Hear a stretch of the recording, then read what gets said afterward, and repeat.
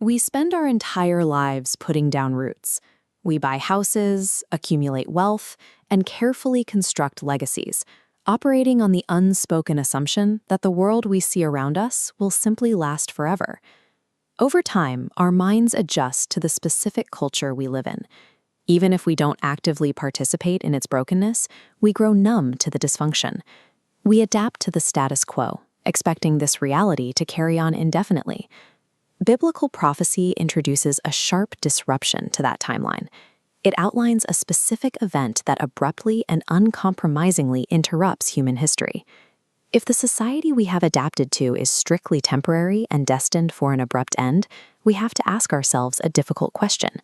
What is the actual value of our earthly investments if they are guaranteed to disappear?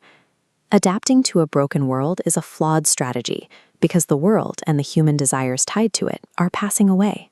To understand how this world ends, we must untangle biblical eschatology by looking at the prophetic timeline. This diagram asks if the day of Christ and the day of the Lord are the same. They are distinct events. The left branch defines the day of Christ as the rapture. The right branch shows the day of the Lord, bringing severe global judgment. This split-screen visual highlights the stark directional contrast between the two events. The day of Christ is an upward rescue, while the day of the Lord is a downward descent bringing severe judgment. This graphic illustrates the theological guarantee for believers. God's people are appointed for salvation. They are shielded and not destined to face the unleashing of this righteous fury. By placing the believer under the protective dome of the day of Christ, the looming storm of judgment is no longer a personal threat. The focus moves from a desperate fear of what's coming to a patient anticipation of being called home. For the rest of the world, that day will arrive suddenly and unexpectedly. The Apostle Peter warns it will strike like a thief in the night, catching a sleeping world entirely off guard. In his second letter, Peter is not offering a metaphor for a slow societal decline. He gives a very specific, literal warning about the total physical dissolution of the universe. He writes that the heavens will pass away with a great noise, and the base elements of the earth will melt with fervent, intense heat. Beyond the natural world, this heat targets human achievement. It exposes and incinerates every human work built on pride. The cultures we have developed, the sprawling cities, and our complex economic systems will all be reduced to ash.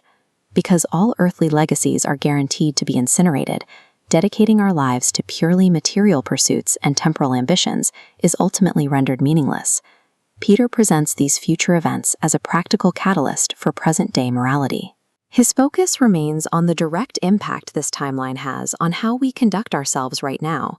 When we believe the status quo is permanent, we naturally invest our deepest efforts into its systems.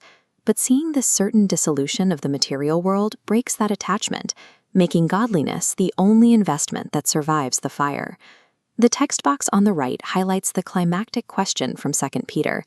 Since all these things will be dissolved, what manner of persons ought you to be in holy conduct and godliness? The answer is to adopt a stance of spiritual urgency. Believers are called to live as foreigners and nomads, looking past the present decay rather than anchoring themselves to it. As the central text here states, true eschatology demands unreserved, righteous devotion today. We detach from worldly vanities because we are looking forward to a promised new heaven and new earth, defined entirely by righteousness.